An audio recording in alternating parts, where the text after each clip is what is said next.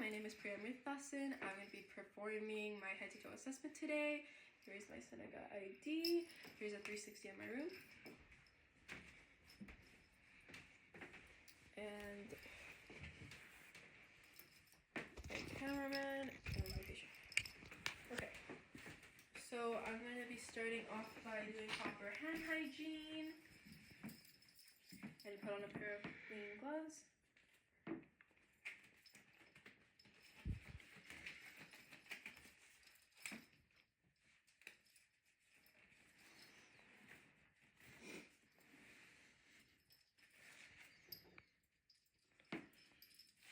Okay, and then next I'm going to clean my stethoscope. Front and back. Alright, could I get your first and last name, please? William Overton. Can I get your date of birth? November 1st, 1933. Perfect. Can I check your wristband? Okay, perfect. So everything is right. So hi, my name is Priya. I'm going to be your student nurse today. I'm going to be performing a head-to-toe assessment on you. Do I have your consent to do so? Yes, you do. Okay, perfect. I'm going to be closing the curtains for patient privacy. Are you comfortable? Yes, I am. Do you need to go to the bathroom before we start? No, thank you. Okay, perfect. And we're ready to start.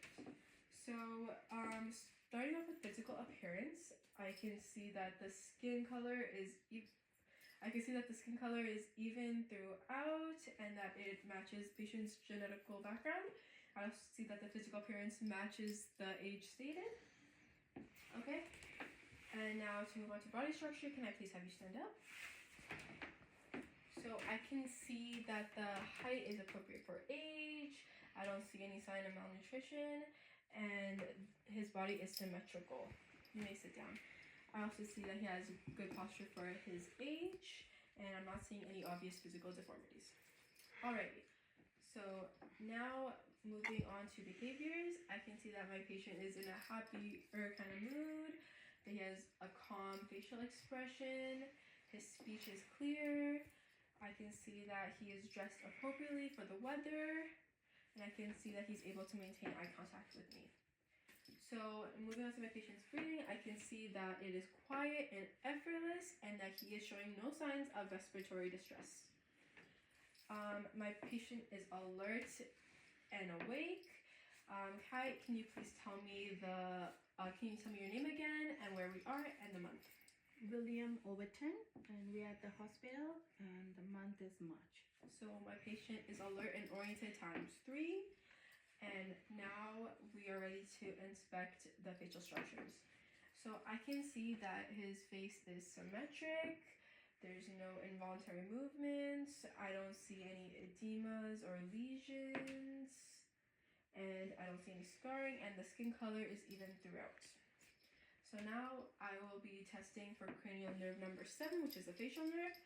Can I please have you smile with teeth? And now can I have you smile without teeth? Can I have you frown? Can I have you lift your eyebrows? And now I'm going to ask you to close your eyes, and I'm going to be holding them. I'm going to try to pull them up and just try to keep them closed against my resistance. Okay, ready? Yeah. Okay. Okay, perfect. And now can I have you puff out your cheeks? Alright, that's good. All facial structures are symmetrical. So facial nerve number 7, cranial nerve number 7, the facial nerve is intact. So now I'm ready to move on to the eyes. So inspecting, I could tell that his eyes are symmetrical and that they have an even lash distribution both on the top and bottom lashes on each eye. I also do not see any discharge or crusting. Can I please have you close and open your eyes? There's no sign of ptosis, or I don't see any lid lag. Now I'm going to be assessing my patient's sclera. So I can see that it is a normal white color with pinkish blood vessels. Now I'm going to be checking for my patient's conjunctiva. Alright, so I'm going to be pulling down your eyelids just so I can see the inside.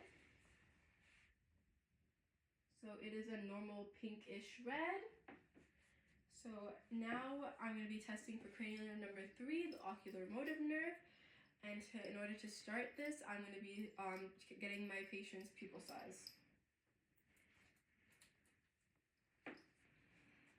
Alrighty, can you look straight? So a patient's pupil size is about 4 millimeters. They are both symmetrical and they are both roundish in shape. So now we are ready to perform the direct and consensual reflex light test. So I'm gonna have you please face straight ahead while I shine my light into your eyes. Okay, ready? Yeah.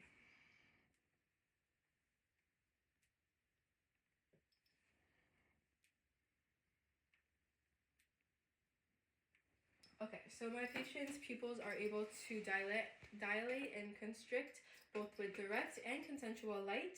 So now we are ready to assess for my final test, which is the accommodation test.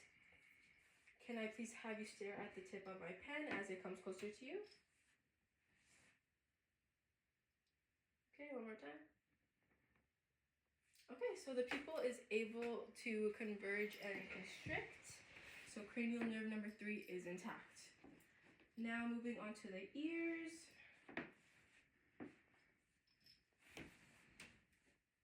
Okay, now inspecting the ears, they are both symmetrical. There is no discharge.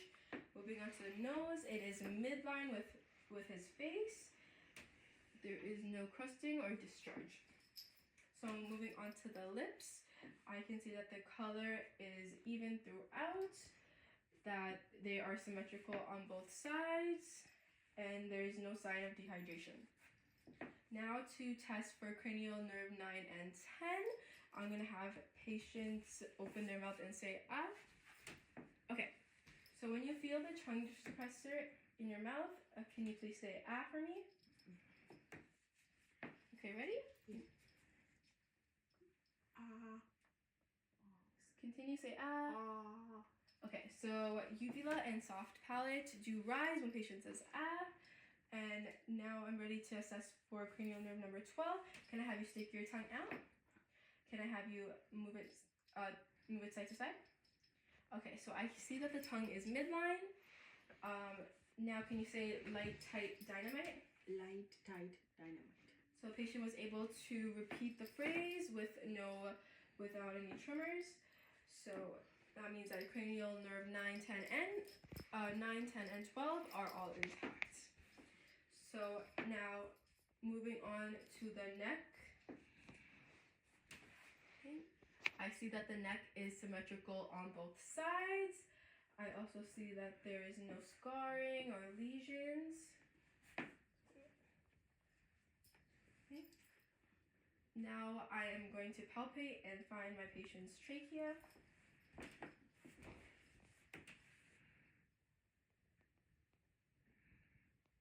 Okay, so the trachea is midline, and now I'm going to go behind and palpate for the thyroid gland. Okay, there's no obvious enlargement of the thyroid gland, and the neck is warm to touch. So now I'm ready to palpate the carotid artery. I'm going to do this one at a time, and while I do this, I'm also going to count for 15 seconds and then times by 4 to get patient's heart rate.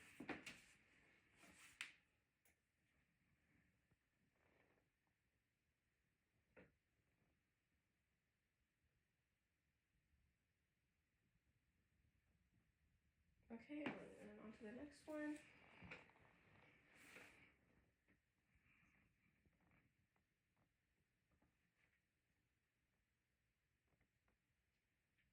Okay, so I counted 60 beats per minute. It is regular to plus strength, and it is bilateral on each side. Now I'm going to be testing for cranial nerve number 11. So can I please have you turn your head side to side? Now can you do it against resistance? Can I have you look this way? Okay, perfect. Can I have you do the same thing on the side? Perfect. Now can I have you shrug your shoulders? And now can you do it against resistance? Okay, perfect. So cranial nerve number 11 is intact. My patient had no difficulty doing any of these. Now I'm going to start inspecting the upper extremities. So color is even throughout. There's no lesion or scarring or any masses. And I see that there's an equal amount of hair distribution on both arms. And now I'm going to check for if they are symmetrical, which they are. And now I'm ready to start palpating. I'm going to do this simultaneously.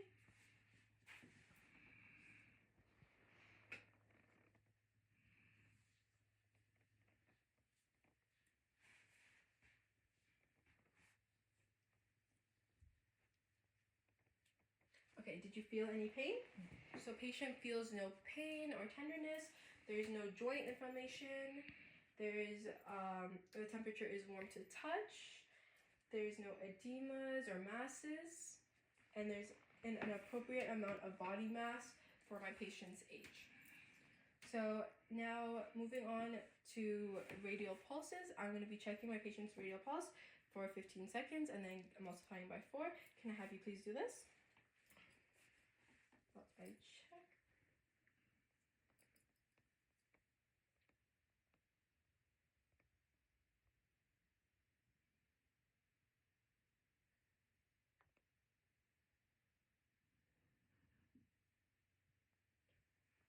Okay, my patient's pulse is 60 beats per minute. They are bilaterally equal, and it is regular 2+ strength. So now I'm ready to test my patient's grip strength. So can I please have you hold onto my fingers as hard as you can? All right, perfect. So grip strength was even on both sides, and it was an equal amount of force given. So now I am going to, in a clinical setting, I will drape the upper extremities and reveal the lower extremities, but for video purposes, I will not be. I'll keep my patient fully covered. So now going on to the lower extremities, I see no discoloration, I see no lesions or masses, there are no scarring, and they both are symmetrical. And there is an even amount of hair distribution. Alrighty, so now I'm ready to start palpating.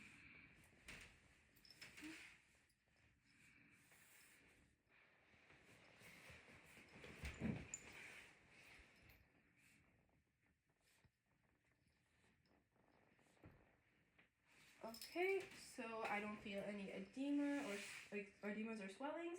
I don't see any lesions, and it is warm to touch. So now I will be inspecting the posterior thorax. Can I please have you turn your back to the camera? Here, I will move the chair.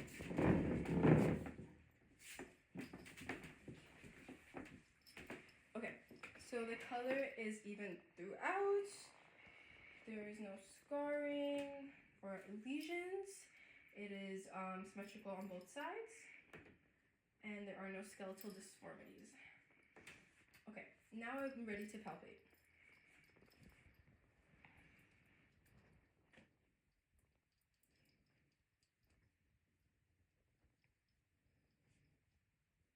All right, did you feel any pain? No. So there's no pain or tenderness. There is no masses or lesions, and it is warm to touch. So now I'm going to be testing for chest expansions. Can I have you please take a deep breath for me? One more time. So chest expansions are symmetrical, and now I will be osculating the posterior thorax. So can you please breathe in and out when I tell you to do so? Yes, sure. In and out. In and out. In and out. In and out. In and out. In and out. Okay, so I hear no wheezing or crackling. I heard the two normal bronchovascular and vascular sounds. Now to assess the anterior thorax. Can you please turn around? Alright, I'll move your shirt back. Thank you. Alright, so now I'm going to be testing for breaths per minute and respiratory rate, but I will be telling my patient I'm checking for heart rate as to not disrupt respiratory patterns. Alrighty, so I'm going to be checking your pulse.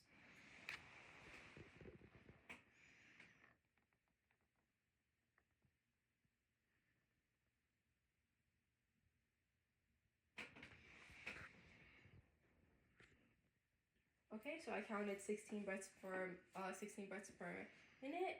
It is a regular strong rhythm. There's non-labored and there's no signs of respiratory distress. So now I am ready to start oscillating for the patient's apical heart rate. So this is located in the mitral valve, and for me to landmark it, I find the mid-clavicle, and then I go to the fifth intercostal space.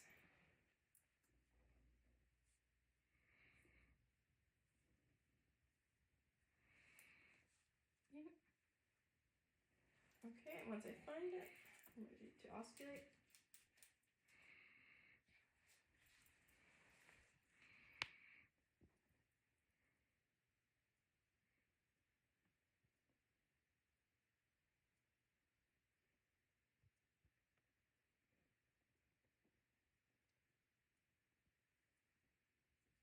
Okay, so my patient's heart rate is beating at 60 BPM. It is a regular 2+ rhythm, and I hear regular S1 and S2 sounds. I don't hear any S3 or S4 sounds. So now I'm able to test for the patient's abdomen. Can I please have you lie down on the bed?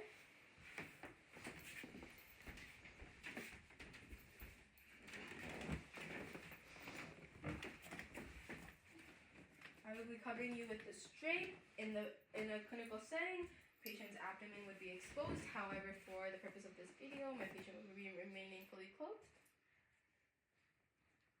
Okay, so abdomen is symmetrical. The color is even throughout. There's no masses or scarring, and the umbilicus is midline. So now I'm ready to start osculating. I'm gonna start off with the I'm gonna oscillate each quadrant, and I'm gonna start off using with the right lower quadrant, and then going clockwise.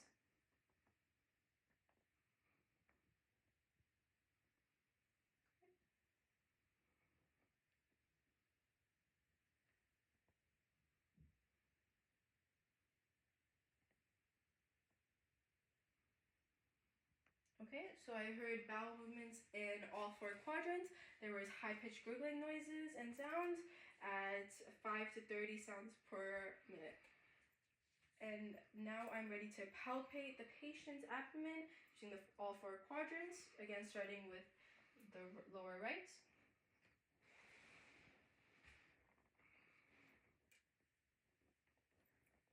Okay, did you feel any pain? So there's no tenderness and there's no pain, and there's no superficial masses, and yeah, we're good to go.